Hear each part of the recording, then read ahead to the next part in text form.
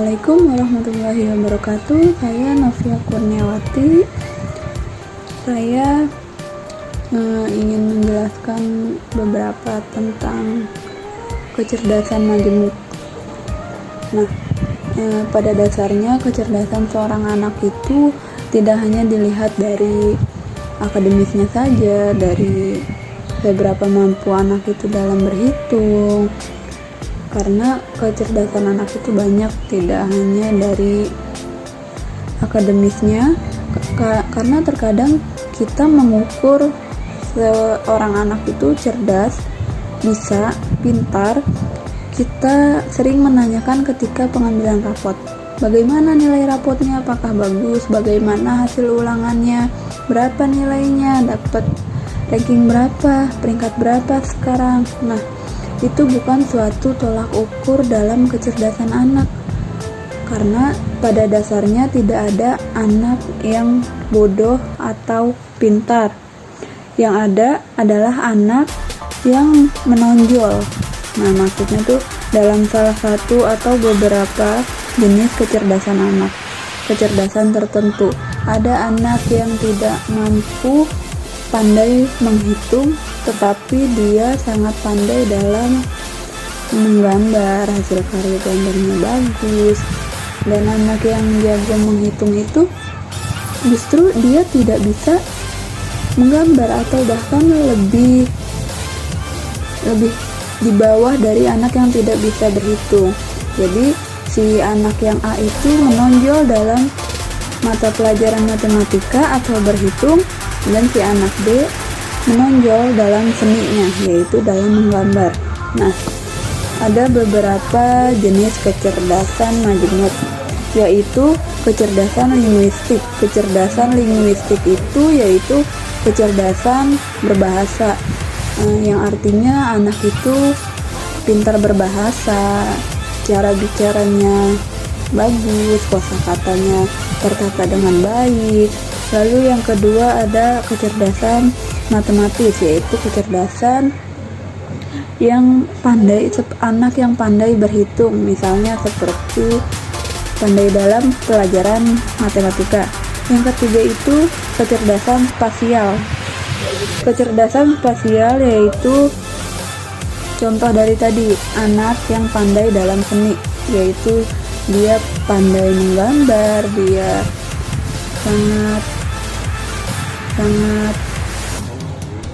mampu untuk menghasilkan karya seni yang ia punya. Lalu ada kecerdasan kinestetik. Kinestetik yaitu kecerdasan motorik atau gerak tubuh dalam diri anak itu. Misalnya seperti olahraga, dia jago olahraga, dalam bidang olahraganya anak ini bagus. Lalu ada kecerdasan intrapersonal, yaitu kemampuan memahami diri sendiri. Nah, anak ini mempunyai kemampuan dalam memahami diri sendiri. Dia tahu apa yang akan dia lakukan ke depan nanti, apa yang harus dia kerjakan saat ini. Dia mampu memahami dirinya.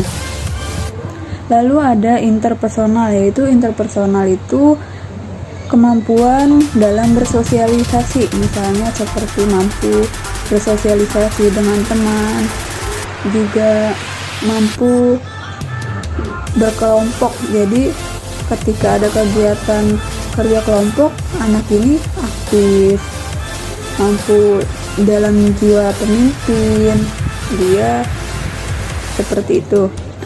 Lalu yang ketujuh ada kecerdasan musikal. Nah, kecerdasan musikal ini kecerdasan anak yang menonjol pada musik, misalnya alat-alat musik, seperti anak itu pintar bermain piano, pintar bermain gitar, ada yang pintar bermain pianika, bahkan ada yang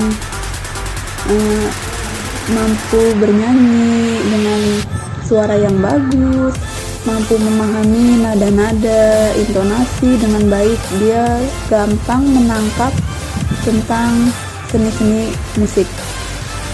Dan yang kedelapan itu ada kecerdasan naturalis, yaitu kecerdasan seorang anak yang mencintai alam dan binatang. Jadi anak yang mempunyai respect terhadap alam dan hewan. Contohnya, jika ada seorang yang membuang sampah sembarangan, anak itu dia berani menegur karena dia peduli dengan lingkungannya, dengan alam. Jangan membuang sampah sembarangan, seperti itu salah satu contohnya. Dan menurut saya ada satu lagi tambahan kecerdasan, yaitu kecerdasan religi. Jadi kecerdasan anak yang religinya sangat bagus, seperti taat ibadahnya, dalam mengajinya, dia tidak melupakan kewajibannya sebagai umat. Seperti itu, bukan hanya religi dalam anak yang muslim ya, untuk yang nonis juga seperti taat beribadah pada waktunya, dia menjalankan segala perintah dan larangannya dengan baik.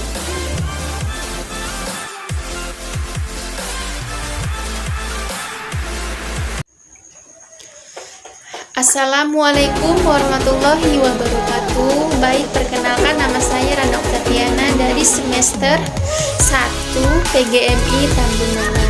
Nah, di sini saya akan melanjutkan atau menjelaskan tentang langkah-langkah penerapan kecerdasan majemuk. Penerapan kecerdasan majemuk dalam pembelajaran harus memperhatikan beberapa langkah sebagai berikut. Yang pertama, mengidentifikasi elemen-elemen kecerdasan majemuk dalam program kurikulum dan ekstrakurikuler. Misalnya, pemasukan program seni ke dalam kurikulum. Yang kedua, meninjau kembali sistem teknologi dan program perangkat lunak untuk kecerdasan apa yang terabaikan.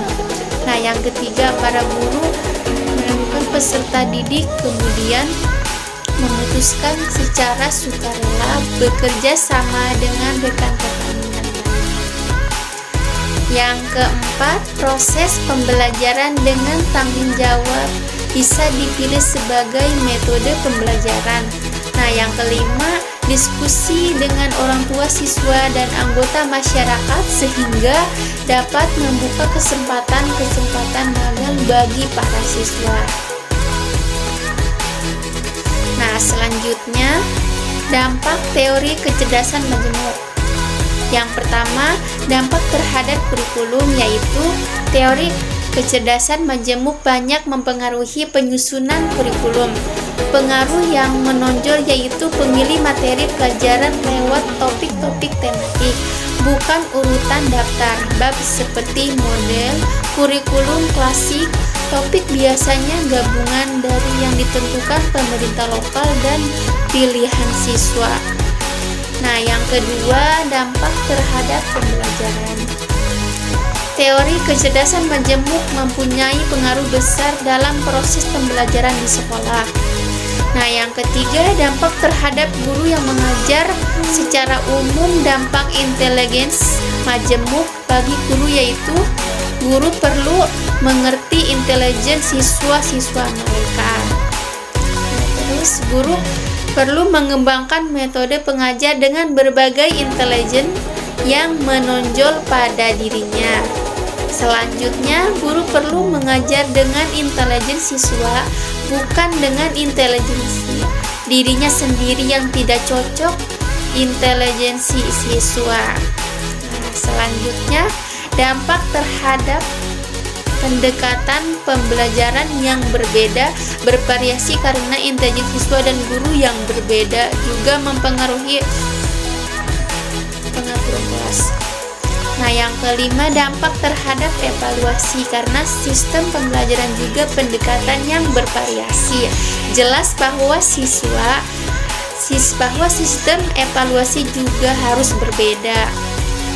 Selanjutnya, meneliti kecerdasan ganda dan gaya belajar anak.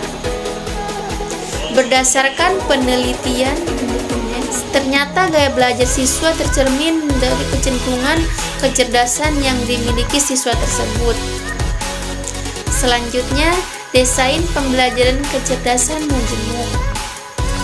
Sebelum memulai mengajar, guru perlu mempersiapkan lebih dulu bagaimana ia akan dengan kecerdasan teori majemuk. Nah, selanjutnya faktor-faktor yang mempengaruhi kecerdasan majemuk, ada 3 faktor penting yang berkaitan apakah kecerdasan dapat berkembang atau tidak. Nah, yaitu faktor biologi, yang kedua sejarah hidup pribadi, nah yang ketiga latar belakang kultural dan historis.